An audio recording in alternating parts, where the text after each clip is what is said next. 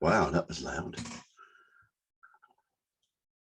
Right, g'day folks, and welcome back to my channel, or welcome to my channel if this is your first visit, and welcome to another episode in my series of healing by sharing our stories. And I have an absolutely amazing human being, a wonderful woman, Elsa Dillon, that joined me this morning at 5 a.m. Yeah, and I'm sure it's going to be an absolutely uplifting conversation. But before I hand the talking stick over to Elsa, I'd just like to set the scene. And for me, my life is simple. There are three words that just guide they're my guidelines, they're my signposts. And the first word is integrity. And you can throw that up on the wall in big golden letters about a foot high. Because for me, without integrity or personal integrity, none of this magic would have ever happened. You know, like if I can lie to myself, I can lie to anybody.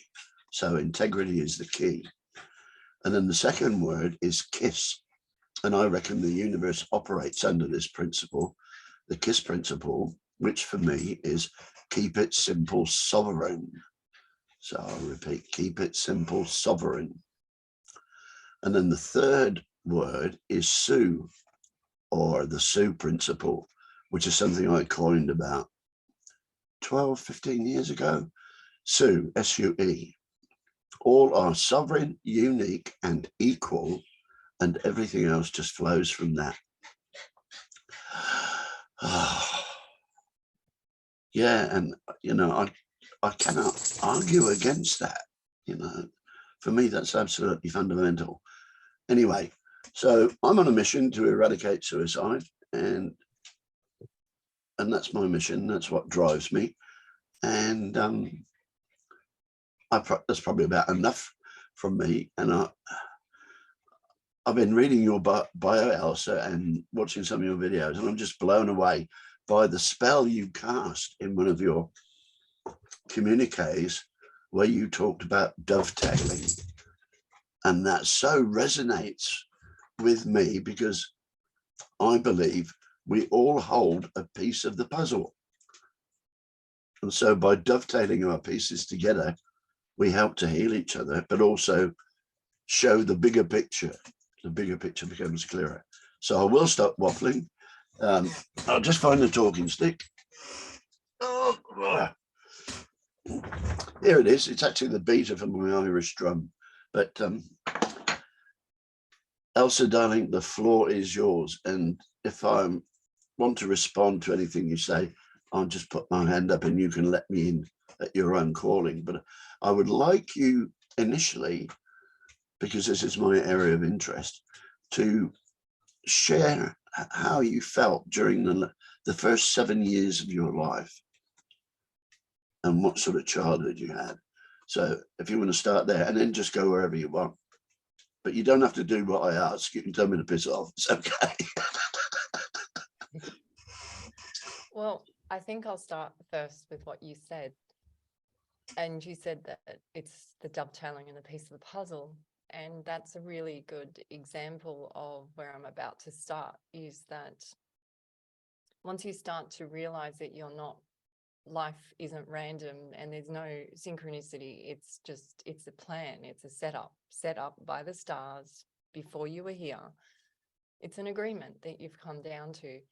And once you realize that, you go back to your childhood, you go back to your teenage years, you go back to who you met in the shop yesterday, you go back to the animal you passed 2 weeks ago, and everything happens for a reason.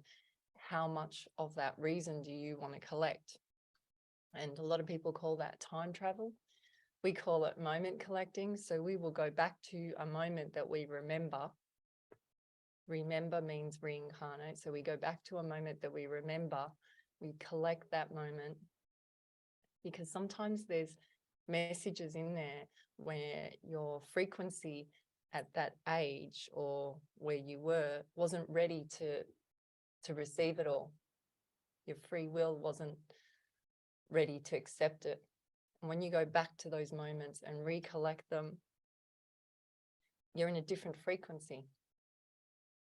So then it becomes expansion. Then you collect that moment and you take it to where you are now in the presence. And that's how our family class expansion. So you're asking me to talk now about my first 7 years. So now I'm going to moment collect.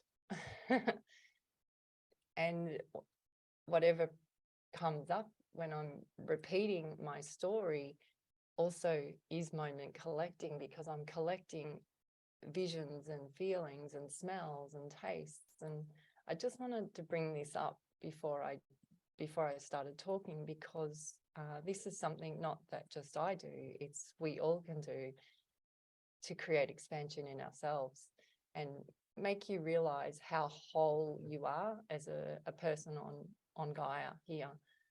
Because sometimes you just feel that you're just walking around and you just don't know where you might feel lost, or whereas when you realize that you have purpose, you have reason, there's no randoms, you're here as a special being to be part of your creation, it makes you feel different, gives you peace. So, first 7 years, first 2 years, I do remember really young. I remember probably my youngest memory, I was 18 months. I could hear my family talking, but they sounded foreign. And I had a big imaginary friend. And he was like a big dragon. I could never see, only past up to his knees. Yeah, could only see up to his knees. And he had huge scales. And I would just sit on his foot a lot, and he would reassure me in his language, his type of voice, that it's okay that they don't understand. They're not, it's not their journey to understand, but you understand. It's okay. So he would be very reassuring for me. In that time frame, I would have a lot of ringing in my ear, which I've heard a lot of people have. And the ring was just so much that it would turn people off. The bells would be so, I called them the bells. The bells would be so loud that I just would turn people off. Not turn them off as in I didn't want to listen to them. It was just so hard to hear them. So I just would go into my own. When I was younger, when I was probably about 2.5, I probably had my first near-death experience. That was after my mum took me to get my ears syringed. She'd take me to get my ears syringed with a big syringe, hot water, and they'd blast it into your ear because there was something wrong with you, right? Because you had the ringing in your ear. And we were crossing a highway with my mum, and I had just had it done. And I couldn't hear a thing. And she swung her hand forward and I crossed the road, but she wasn't actually crossing. So she had my baby sister on her hip. And I thought she was crossing the road, and I crossed. And the next thing I remember was the smell of burning hair. I was like, what is this smell? And I was only halfway across the highway. And then I looked and I saw lights, just really bright lights. And I could see into the lights. I could see beings. I could see another world in this light.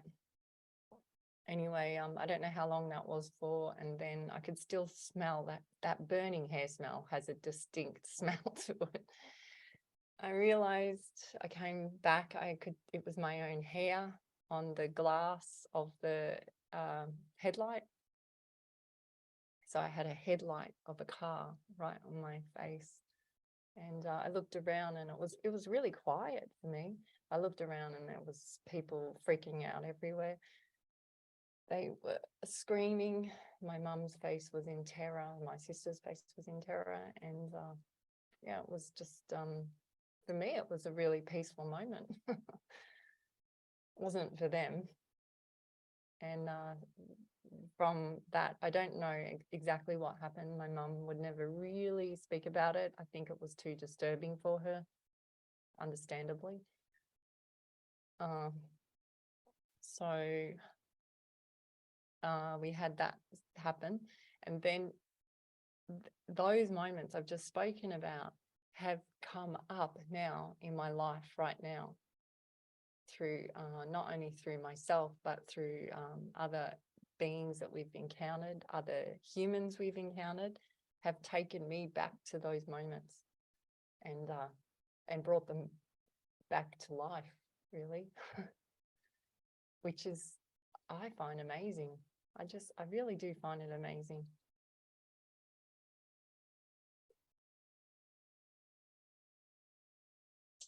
Yeah, I'd like to respond with what's come up for me. This is just blowing me away, but and I'll share a near-death experience later.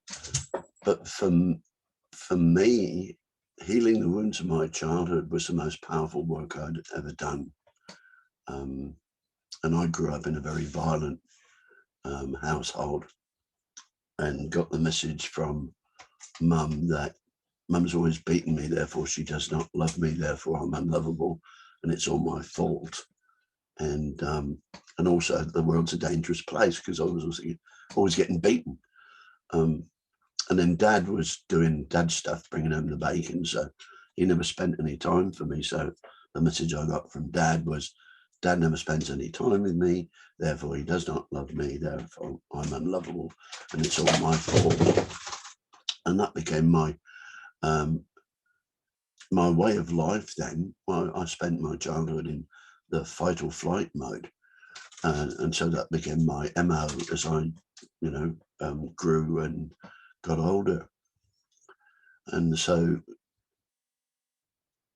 how did you feel? What's your overall feeling about your childhood? Did you feel loved, accepted, nurtured, supported? Did you have moments of, well, apart from your incident with the motor vehicle, other moments of terror in your childhood?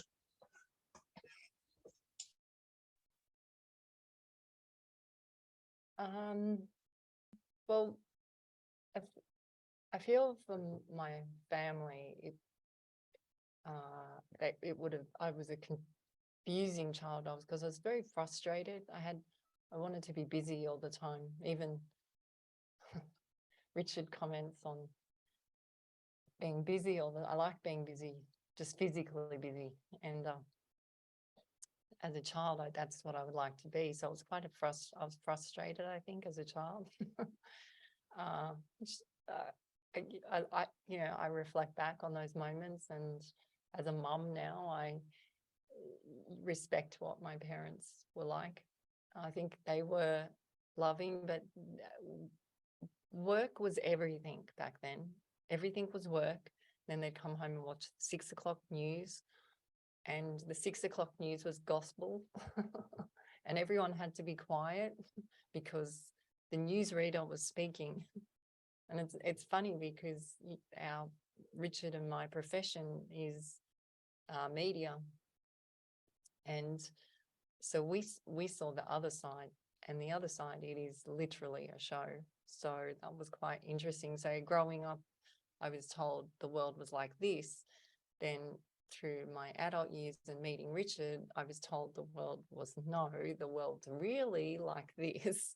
So I had this crumbling when I was around 97, the crumbling of my upbringing world, and then the world now. It was very different. Yeah, I can really relate to that. Just trying to think when it was.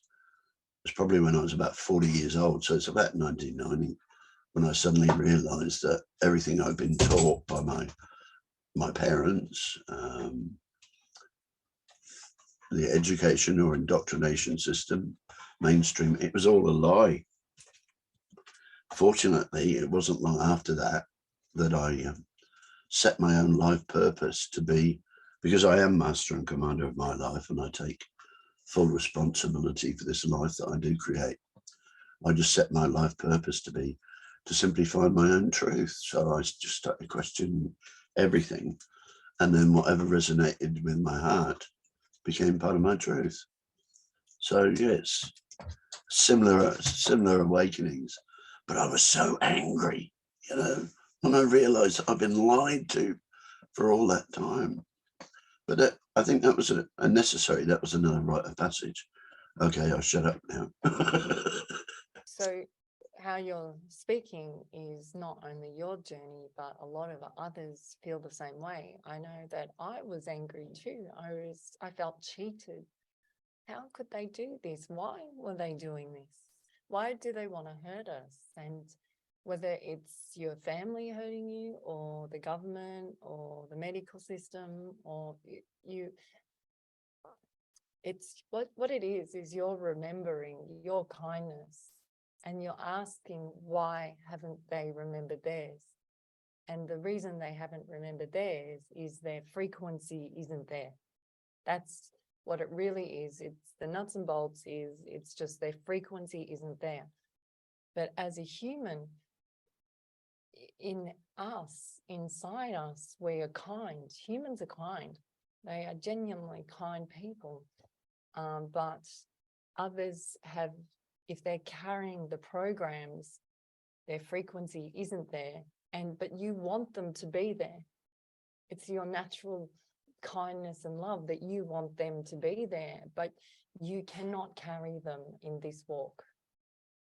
And that's a big one to learn, because when you flip over or realize that the world isn't behaving how we were told it was behaving or playing out, and the players aren't the same players that you were told they were, then you want everyone to know that. So you go through this anger, and then you go through the frustration, and then you want to shake everyone. Why aren't you listening? Why don't you hear what I'm saying?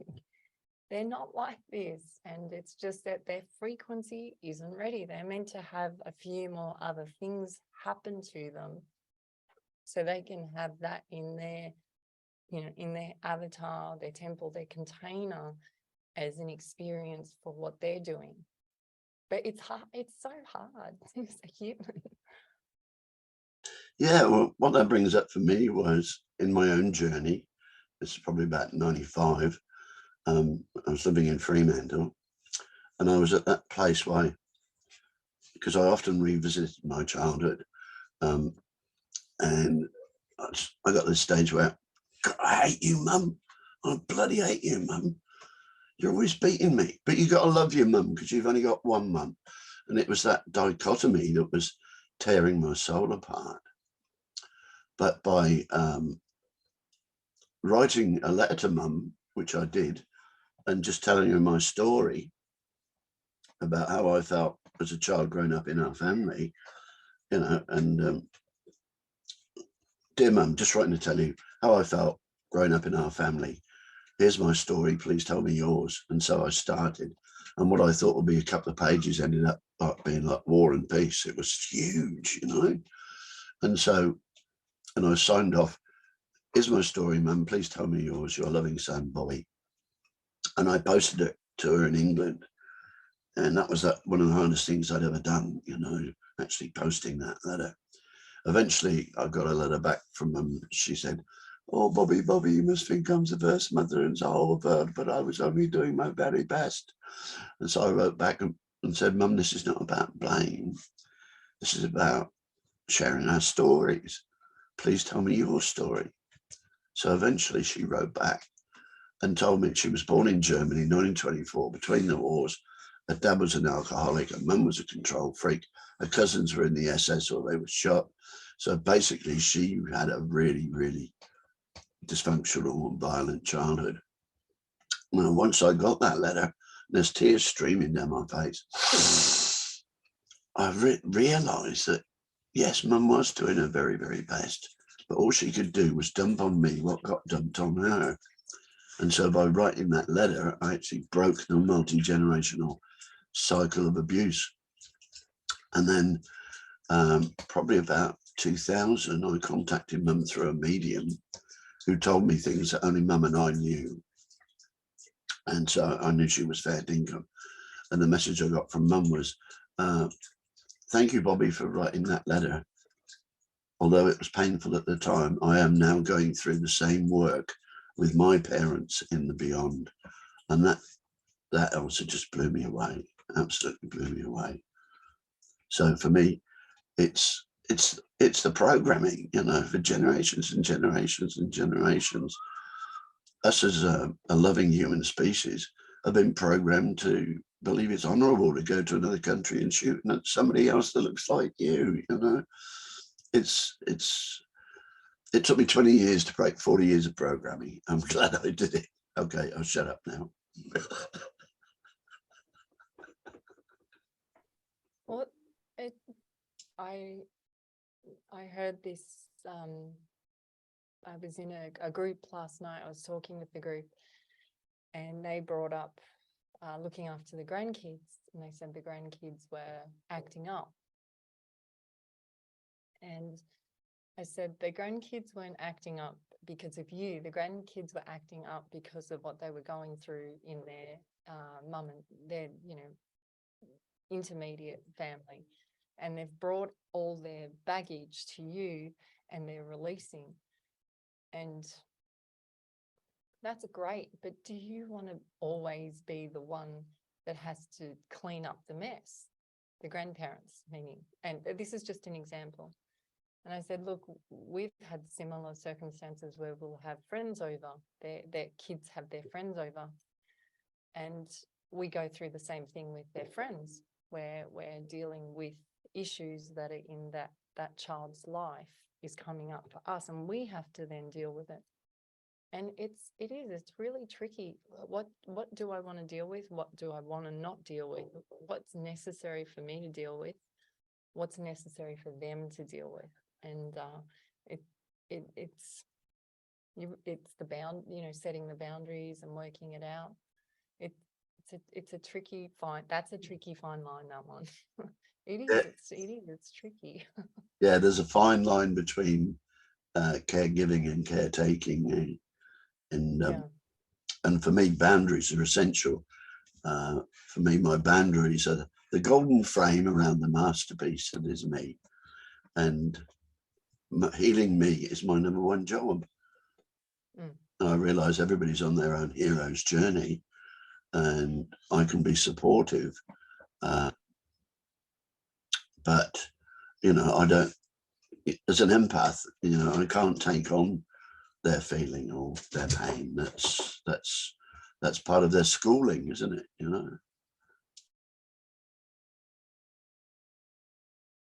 It definitely is. And with that, I wanted to bring up that letter that you did, because that's a very good healing practice that others do need to hear that. Writing it down or just saying it out loud sometimes, or whispering it out loud. Even not actually sending the letter and burning it, that you've done it, is a good healing practice. And I think that, you know, maybe they might not have the same situation as Bob, but they might have another situation that is a deep scar inside, and just writing the scar down sometimes. So it literally just shedding a little bit of light on something can make it go away. And it's that simple. People think that they have to go into years and years of therapy, and it's not. You just shed a little bit of light on it and let it go. And I'm sharing this experience of Bob's and expanding it because this is a great healing practice that you can do yourself. You don't need anyone else. It's just very personal. It's very you, and you can just do it straight away, or on sunset or dawn or whatever you want to do. And it's just you. Yeah, and as you say, it goes back to the KISS principle: keep it simple, sovereign. Yeah. After I come to that resolution with Mum, I felt as if somebody had taken an elephant off my shoulders. But hang on, I still got a little niggle here. What's this niggle? Right, Dad, you bastard. So I got the notepad out and wrote a similar letter to Dad, who'd already died. So I just wrote the letter, put it in an envelope to Dad in heaven and burnt it. And that's how I got closure with Dad. Yeah, but it's, how can I put it? The only time my life gets complicated is if I leave my mind in the driving seat. So I just reach in, grab it by the scruff of the neck, throw it in the boot and put my heart back in the driving seat, and my life is simple again. Yeah. The mind is always only been a tool. And the actual driver is near your spleen. Your spleen is the heart, the original heart, which they changed the name of. So to be good spleened was mean you were good-hearted. And all the decision making comes from the spleen. That's where they get yin and yang from. The reason it's white and black is because it's the balance of the black bile from the spleen. So the reason you have a gut feeling is the spleen. In Shakespeare, you'll read in his texts that they will ask if someone was good spleened. And somewhere along there, they changed the version of heart. So it was more important to be good spleened. In Chinese medicine, the first thing they check is your spleen. So we believe the heart is the spleen. Now, if you look into the spleen is actually a super being. The spleen can be damaged, break off, and regrow. And when you look at how clever the spleen is and how magical the spleen is, that's really your heart. That's where all your decision making is coming from. So if you can allow your spleen, your yin and your yang, to make the decision, and then you just have your head as the tool, it does become easier, but it's a practice. You have to learn how to do it because we have been programmed to use this. This is our IQ. We don't believe that. Our IQ comes from the water. The water is the Akashic records, the records of God, the records, the source. It's the water holds all the codes and it goes through our body, it goes through the plants, it goes through the land, comes back to us. And when we say we're all one, it's because we're connected from the water.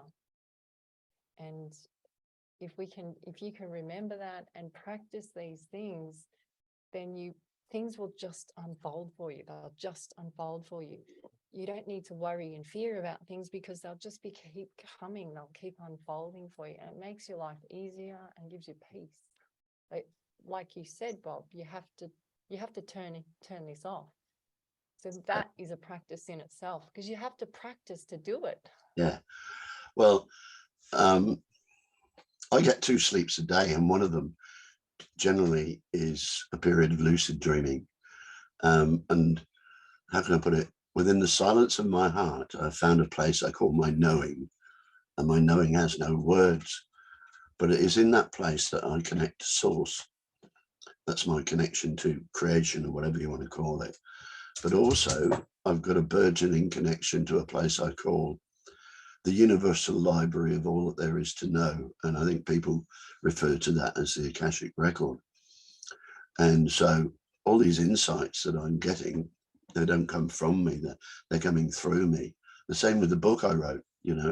I didn't write it, it came through me. I was just a channel, a vessel for that to happen. And so going back to the Sioux principle that all are sovereign, unique and equal, what I say to everybody is whatever works for you is okay with me. I just expect the same respect in return, because we're all beautifully unique. And for centuries, we've been beating each other over the head because, I'm right. And because I can shout louder, I'm right. And this is the truth, But my truth is everybody is on a journey to find their own truth. Yeah, that's pretty profound, isn't it? I think we need to lighten up a bit. Oh, we got about 5 minutes to go on this session, and then we'll roll over to part 2 if you're up for it. So carry on, darling. Well, it only feels like 5 minutes. So you said this would happen. What I do like is in the background, I've got little Charlie jumping up, jumping down, jumping up. And if we can all be a bit more like Charlie, then wow, seriously. And our daughter Jerry, she's our sixth baby. She always has wordplay. She's really big with wordplay, and she's our quietest one in the family. She looks like a mermaid. Her hair goes way past her legs. And she says to me, "Mum, dog is God. God is dog." So whenever a dog presents, I always look for the God meaning in it. And it's important to be playful like Charlie. You know, just remember our playfulness.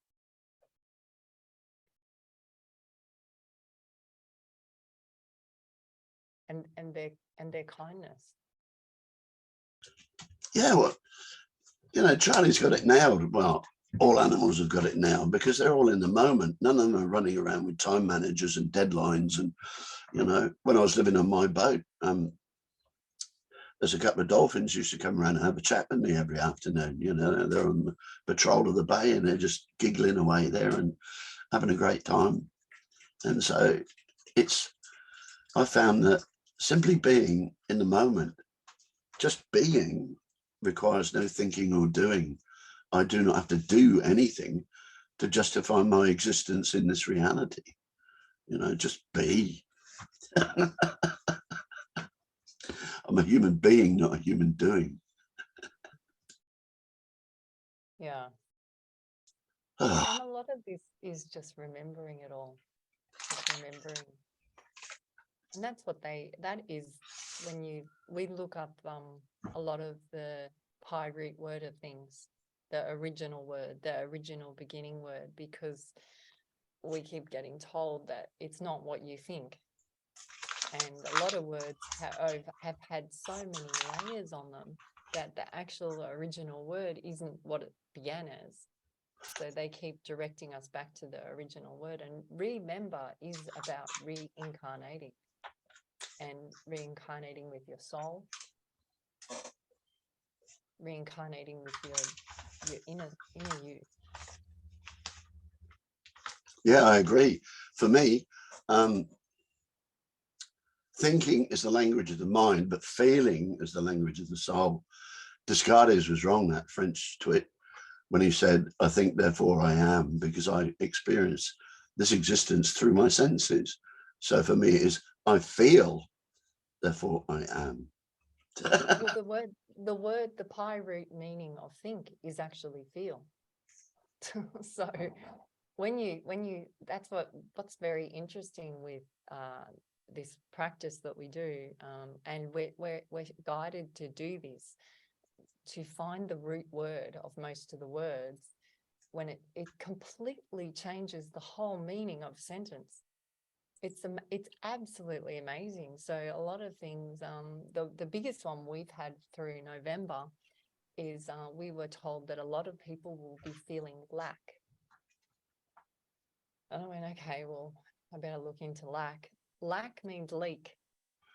Leak means from an eternal spring or a mother breastfeeding, and it's an eternal flow. So leak doesn't mean what we think it is, and lack doesn't mean what I think it means. It actually means eternal. So never ending. It means abundance. So the word that we've been taught at school, lack, means you don't have enough, which is actually, if you reverse the spin on it and go back to the original code, means abundance. And not only does that make me smile, so then I have my Charlie moment, but it makes it simpler for me, knowing the abundance, knowing that, okay, it did have all the, even words like us had all the goop, all the onion layers on it. I've peeled back all the onion layers, and now I'm coming back to the root, the original code. And again, that brings me peace, because I go, it's not that, it's this. It makes me feel better. Yeah, yeah. It's amazing, isn't it? You know, you go to school and we're taught, the first thing we're taught to do is spell, but spell their way. It's taken me a long time to start casting my good on you. Oh, yes. Yeah, I'll just repeat the last thing I said about spells. For me, my words are my spells, so I do cast them wisely. For the universe is always listening, and it takes everything I say literally, literally.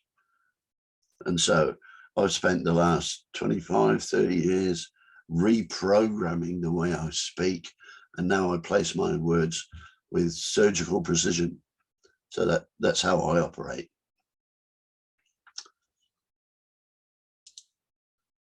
Are you muted? We learned spelling through the goblins. The goblins are tricksters, and they come up and present to us in our family and others. We've noticed we actually found goblins through others first, and then they showed themselves to us. And we have a group of goblins called the G5s. And they come up, their energy comes up when we're saying words on default. And a lot of the time you won't notice that you're saying them. And a practice that we say to people is, for one day, just sort of jot down every word that you say. Jot it down and then read it back. And a simple one is saying, isn't it? Or doesn't it? And the reason those words are destructive is because they're cancelling words. So you'll say something, but then you cancel it out. So if you're only here for a short time on earth and you've only got a certain amount of breaths, but you're cancelling things out all the time, you're just in like a groundhog situation. And once we work out what the word is that we're saying on default, we always give the goblins a little treat. So the kids will go down and we'll give them a little ring or some golden syrup on a rock, and that's just our way of saying to the universe, thank you. We acknowledged your gift. We're giving a gift back. And we just keep doing these sort of things to and fro. And again, it becomes easier for us. But the goblins have been very helpful. So I'm very appreciative to the goblin, a lot of tricksters, you said a great word, niggle. The tricksters and niggles, the niggles, if you feel a niggle, and sometimes you don't admit that it was a niggle, but it is, if you feel the niggle, you go, oh, there it is, I didn't like what they said then. Work out why you didn't like what they said. Is it because you need to put a boundary on that person? Is it because you're not facing something in yourself? Find the niggles. The niggles are actually our friends, because the niggles trigger our inner yin-yang compass, the gut feeling. The niggle's there for a reason. It comes back to there's no randoms, there's no synchronicity. That niggle presented on your path to make you realize it, literally realize it. Yeah, because these are our pupils, and you're looking through two pupils. Your pupils are your teacher, the teacher is the pupil.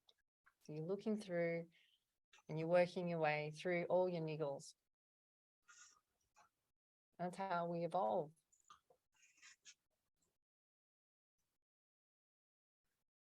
Yeah, this is such a beautiful conversation, Elsa.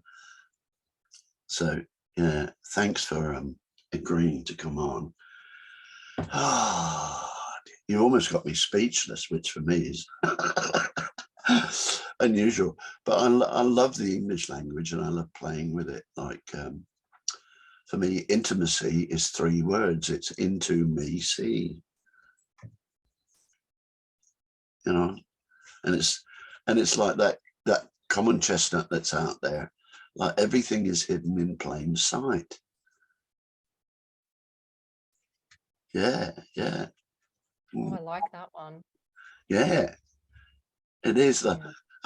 Once I turned my perspective around and became more discerning, it was easy to see through the deception.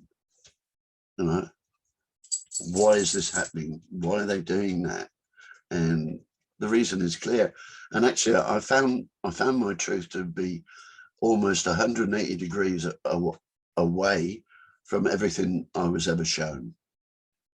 It's like, instead of looking that way, what I had to do was turn around and, oh, there it is. Yeah. And some people say, oh, well, you had an easy upbringing or you had a lucky upbringing, but you can never underestimate or judge another experiences because so if they've come here with a purpose, so everyone's come here with a purpose. So everything that you have up until this right now moment is a skill. You're learning these skills.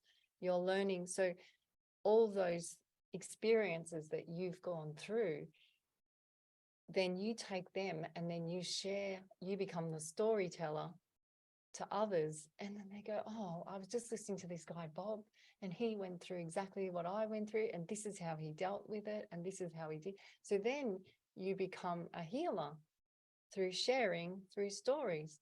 This is how it used to be done with the original word, before language, before spelling, before religion. This is how it used to be done. You would go to the shaman who had experiences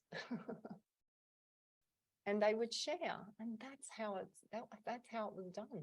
We're going back to that. That's exciting to me. That's exciting because the more I've met people over this last 7 or 9 months with coming out, is I've noticed how many storytellers and sharers there are out there. And you can't stop this. There's no way you can stop this now. It's too contagious. It's so exciting. It really, really is. Yeah. And on my YouTube channel, I started off with loads of videos about depression, the gift of depression, the myth of mental illness, all that sort of stuff. But then I realized that, going back to the KISS principle, that simply by sharing our stories, we help to heal each other. That was a big realization. And that set me off on this new playlist of healing by sharing our stories. That just came, and yeah, I feel within me that I'm walking the right road. I just feel totally connected, totally engaged, and just reminding myself that the only person that takes me seriously is me. Yeah, life is so joyous if you let it. I've also realized that my body is so much smarter than me. Like, if it's in pain, what happens to most people in Western society? They go and take a painkiller. So they're knocking out the symptoms so they can't have the feeling. Yet it is by experience of feeling that healing occurs. If my body's in pain, it's telling me something, like the pain of depression. I just kept medicating that with antidepressants for over 20 years until something within me just said, this has got to stop. And it went slap. And that was my first panic attack, that just because I wasn't living my truth. And I think that's the challenge for everybody, really, is to find what works for you, because you are beautifully unique. And it is simple. I have found all my solutions, and that's SOUL, solutions, within my own heart. It's simple. You don't need a book. There are no gurus. I'm my only guru. People have forgotten how powerful they really are. Well, I'll tell you what, I feel as if I'm made of unobtainium. Indestructible, because I now know who I am. Oh, Do you not find that doing this work and sharing this stuff, this emotional work, is very draining? It's like emotion, energy in motion. It's much more draining than trying to use thinking to find an answer. For me, the mind is always looking for answers, but the heart already knows.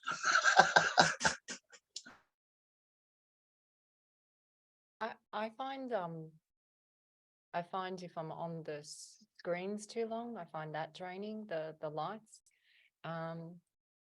But with when I'm meeting souls like yourself, Bob, it's pretty exhilarating.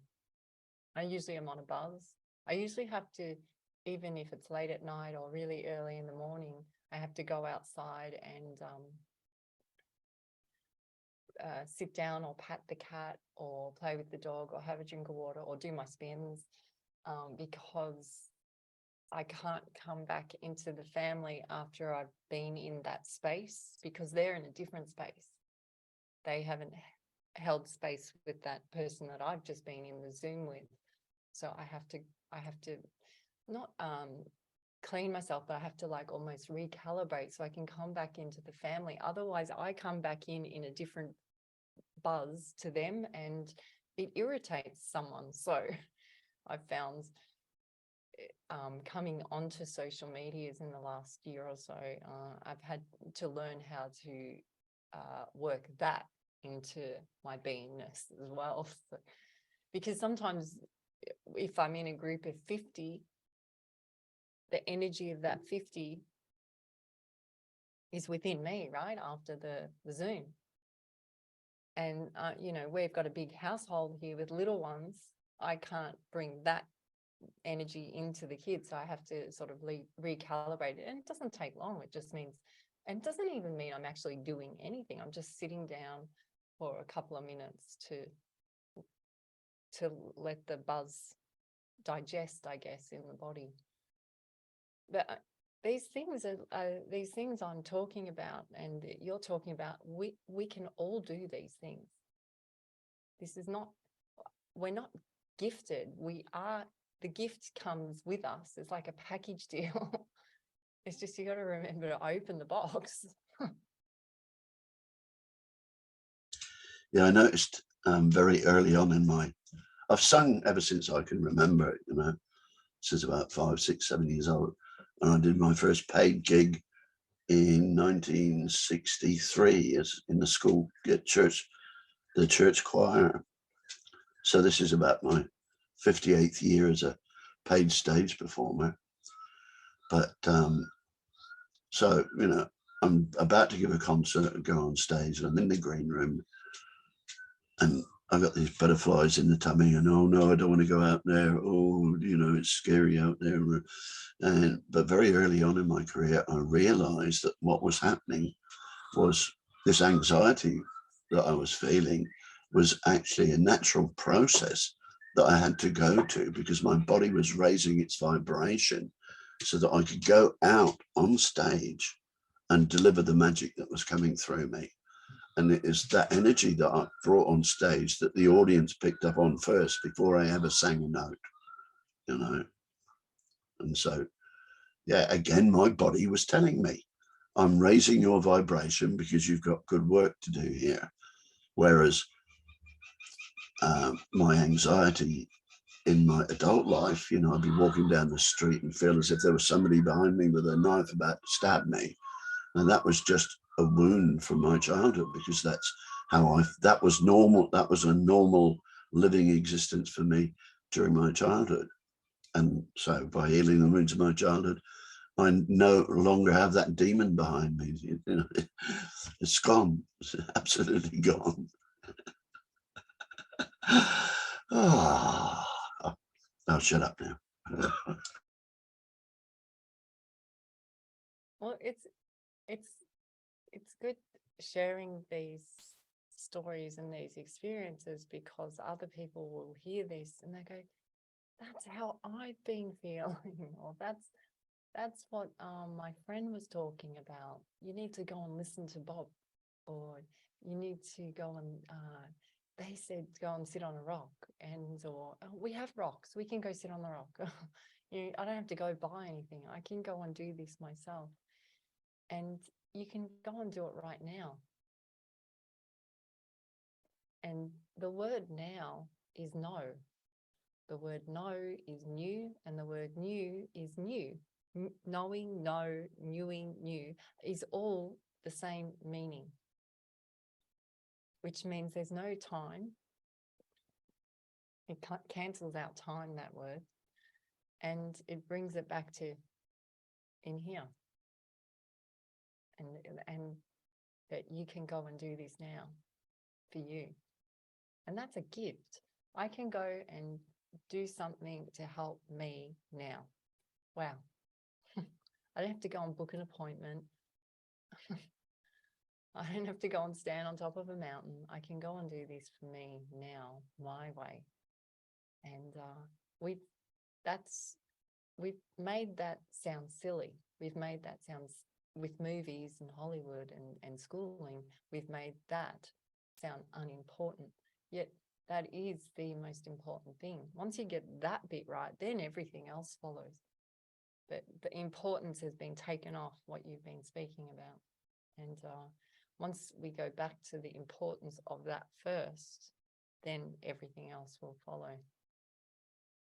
Well, what works for me is I don't own a pair of shoes. For one, I've been totally barefoot since about 2005, and I haven't had a TerraVision since 1995. But when this gets too busy, I'll just go out in the garden or play with Charlie, or just get grounded. And how can I put it? My mind is just a tool that I use when I choose, for I'm so much more than my mind. And now realizing that my mind is just a tool and I need to look after it, keep it in good repair. And now I treat my mind like I treat Charlie, like a puppy dog. I say, hey, Charlie, come here. Hey, mind, come here. Now you go off and do some research into sonoluminescence or something and come back and report to me. So off it goes, wagging its little tail because it's some attention from the master, and it'll come back to me and report in. And I'll pat it on the head and say, thank you very much, mind. You've done a great job. Here's a treat. Now back in your basket. I'll send you for another run tomorrow. And in that way, I gained mastery over my mind. I've got many tools in the tool basket of this spiritual mechanic. And the mind is just one of them. Simple, eh?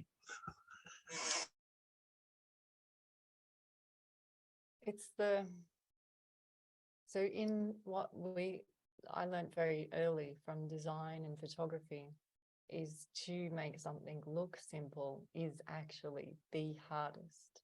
Miles van der Rohe was a great designer, great architect, great artist, and his way that he would design furniture and homes was with simplicity, but to have that and to show that in his work, he had to have a complete understanding of all the devil in the detail, I guess, how to do that. So the way he would do things was with pillars, he would make them mirrors or reflective substances so that it would disappear and would make the roof look like it was floating. And the skill involved in making something look simple. A lot of people come to our home and say, why does your home look so clean? You have all those kids, all the animals. And I said, because we keep it simple. We don't have a lot of clutter. We don't have things that collect dust. We have what we need, a couple of little hints of decoration. We keep it simple. That same principle of Bob's. And we have simplicity through the house. Now, to do that means putting things away, which it comes back to the Bob theory again. you address the niggles, you deal with all the onion skins and the layers, and that reflects in the house as well. So it's funny how all these dovetails come up because you're dealing with the niggles, you're dealing with the, so if you have, like, if you walk through your house and you go, I got to fix that, I got to fix that, I got to fix that, 3 years later, you still got to fix that. Go fix it or get rid of it, get it out, stop it niggling you, address it, because that is a representation somewhere in your life or your memory or your upbringing. You have to address things. You don't want to get to the end and go, oh, I wish I did that, I wish I did this, I wish I did that. You don't want to get there and do that. Yeah. Well, a typical day for me is, because I spent a majority of my adult life in research, automotive research, and so I've got an amazing intellect, but that served me poorly when I was trying to think my way out of depression, because I couldn't think my way out of depression, because depression was nothing to do with the mind. As I said before, it was my body telling me to wake up. And so now my day and every day is, I have no plans. I don't know where my watch is. I'm not sure where my phone is, but I'll wake up and have a cuddle with Charlie, and we go out in the yard, and something will grab my attention. So I'll go and give it some of my time, and then something else will grab my attention. And so I'm surrounded by, being a mechanic, I love fixing things. I'm in the zone when I'm doing that. And so that's how my day goes. I go through my day like a ridiculous butterfly. That's what we're saying.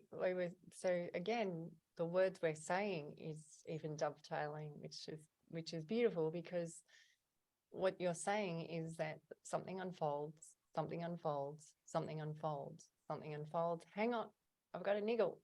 What's the niggle? Was it the neighbor that said something? Was it something I didn't fix? Is it something I've forgotten? Then the niggle puts you in a pause mode. So the pause mode is good. You're meant to have pause modes. The pause mode is stop, reflect, address, find out what it is. Is it a boundary? What is this niggle? What is necessary of that moment? And then you'll know that it's been addressed, because then you become that butterfly again, and it keeps unfolding and unfolding and unfolding. But if you haven't addressed that niggle spot, it won't, you get held there by the universe. And sometimes we call it stalemate. Richard's a big chess player. The kids and Richard are really great chess players. So we call it a stalemate moment, where you get caught in this hold, and that hold stage can be very frustrating, because you can get angry, you can get annoyed, you can start blaming people. But if you can realize that pause moment is, hang on, I've got to find out what this is. Or maybe I'm just meant to do something for the universe, something random, some act of random kindness, something I've got to do. Then you do it, and then it starts to become like Bob again, the butterfly unfold, and you go, oh, I did it. It's like a confirmation. Oh, I did it. It's interesting. It's like just stepping stones. Yeah. Well, an insight that came to me, which is, I've got hundreds of them, but I put 52 into a book that I'm just about to publish, called Insights from Beyond Depression. So that's a little piece of shameless self-promotion. But one of my insights that's been very valuable to me is, whatever is not nurturing for me, I simply call the beast, and I no longer feed the beast. And that has served me so well in my life. Yeah. Oh, I'm blissed out here, Elsa. I don't know.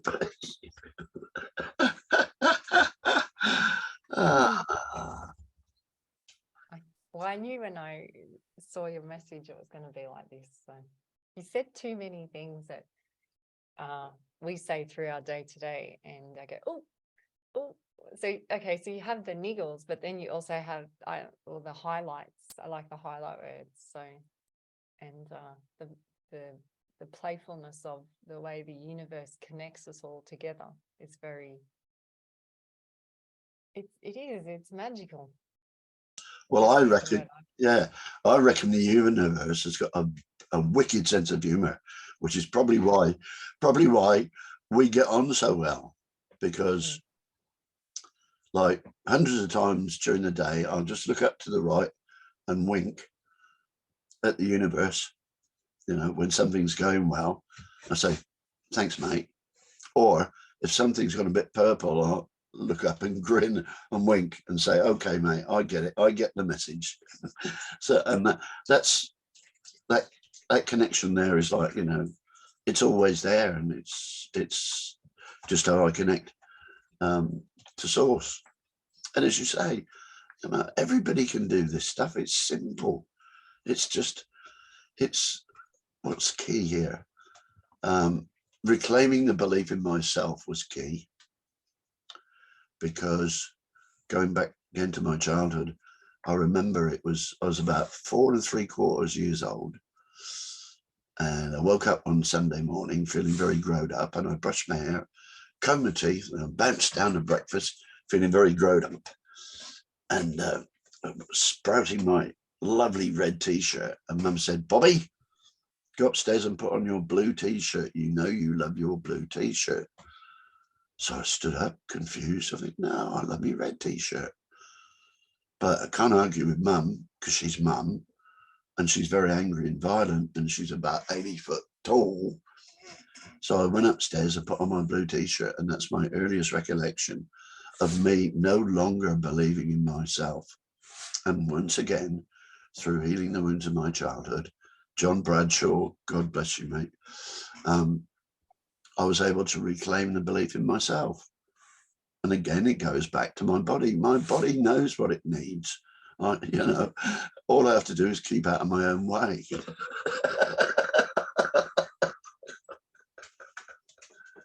interesting that you brought up red and blue, and I haven't looked into this much, but I'm getting flashes of the Matrix film, and the Matrix film.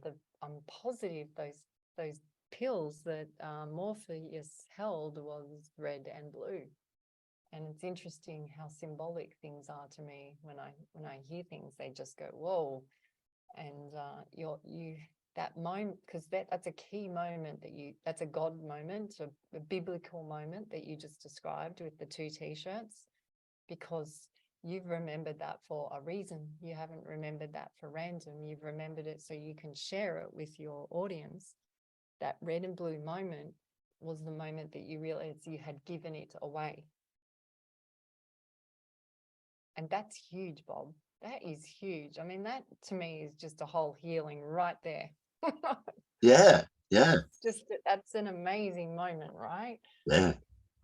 Like I feel honored to be part of hearing that story, because that's really huge. So thank you. No, thank you. Thank you. We all hold a piece of the puzzle, and you know, I'm just a simple bloke. I've never been in a fist fight in my life, mainly because of the violence in my family of origin. But people are afraid of me because I speak my truth. And here's a funny one. We used to have a local member of parliament up here who used to cross the street when he saw me coming, because I bailed him up for being a fraud, you know, like publicly. So, you know, I have no problem in sharing my truth, and I'm known as being a bit blunt. But, you know, as Shakespeare said, you know, the greatest love I can give to anyone is to simply share my truth. And that is it. And this thing about political correctness that's intentional in our society, for me, political correctness is the epitome of codependent behavior and the absolute antithesis of free speech. Because until people can stand up and simply share their truth without thinking, oh, if I say that, I'm going to upset somebody. Well, if you can't share your truth, then how is it ever going to how is the system ever going to change? Just like now, I'm sharing my truth, and people that are hearing with their hearts probably won't say anything, or will say, well, thank you for sharing your truth. I now know you better. But people that are listening with their minds are going, oh yeah, Bob, that was great. That was good. Yeah, I didn't like that too much. Oh, if he says that again, I'm going to butt in and tell him what's right, And so that's that discernment about listening with the heart and hearing with the mind, the two opposites. And living in Heartspace, I don't have that problem anymore because I'm just sharing data at the end of the day. We have a lot of confrontation with many different parts of society, with how we bring up the children, to the plants we use, to the animals, how we treat animals. And what's interesting with it is, so we had arborists come out because the landlord said that I need these trees cut down because they're classed as weeds, which were 2 jacaranda trees. And they came over and they said, look, just do what the tenants wish. If they don't want the trees down, you don't have to cut the trees down. That was what the arborist was told. The arborist wanted to, make some money from cutting down the trees, which I completely understand. That's how he makes his living, right? And he said, oh, I'm cutting down these trees because they're weeds. I said, well, to you, they're a weed. No, in government, in land care, they say this tree's a weed. And I said, well, how are you going to explain that to all those birds up in the tree that have a nest? So you're going to tell them that this tree's a weed. I'm sorry, we're going to cut it down. But it's a weed. It says so in the literature. I said, but I don't believe the literature. That tree is not a weed in our belief system. But it says so by law. And I said, well, not my law. And when you can see the tool, the brain, the ego get completely rattled. It goes into a complete meltdown. You have just broken up the Jenga game. You've pulled out the bottom piece and they've just collapsed. And they don't know what to do. They act up, usually they act up. And usually they have a hissy fit or a tantrum, we call it. And then they come back at you maybe once or twice more in that session. And generally then they leave you alone. They do. Yeah. And it's happened a few times. We've got many little examples of that sort of scenario. And that's a boundary thing as well. It's you speaking your truth, but also speaking up for the cosmos as well. Yeah. And the birds in the tree. Like, yeah. How do they think the tree got there? The birds with the seeds, I mean. Yeah. Well, for me, it's a song I used to sing.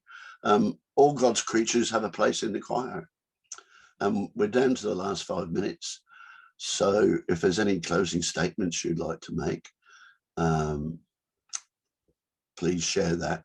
And I would love to, do an episode 2 sometime when I can stop spinning, because this has been amazing hearing your story. And my closing statement would be to, going back to the keep it simple, sovereign, the KISS principle, is in my life, there is only one law, and that's do no harm. And I only have one right, and that is the right of self-determination. That's it. End of story. So over to you, Elsa. Well, I'm going to be a bit cheeky, and one of my quotes is from one of the greats, is David Icke, and he said, I heard him in an interview say, "It's none of my business what you think of me." And think and feel are the same words. So I love that, because it is none of my business what you think or feel of me. It's only my business what I think and feel of myself. And that reflects over the whole conversation that I've had with Bob today. It does. It reflects over the whole conversation. And you just have to remember that. So then it becomes back to our business name, Spin. You have to spin your own spin. You have to be the own Bob spin. I have to be the own Elsa spin. I cannot spin like Bob. I just can't. I'm not meant to spin like Bob, and Bob's not meant to spin like Elsa. So just allow others to spin and you to spin, and come together when you can. And when you come together, be in appreciation of it. Yeah. Like really appreciate it, because you don't know if you're ever going to see that person again. It might be just that one time. Beautiful words, Elsa, beautiful words. And so the last phrase for the people who came here and by following their heart, if you enjoyed this sharing, then please share it as widely as possible. And if you didn't like it, well, keep your bloody mouth shut. So until next time, Elsa, thank you so much, darling. It's been an absolute pleasure. And I need to get back out barefoot in the garden. So bye for now.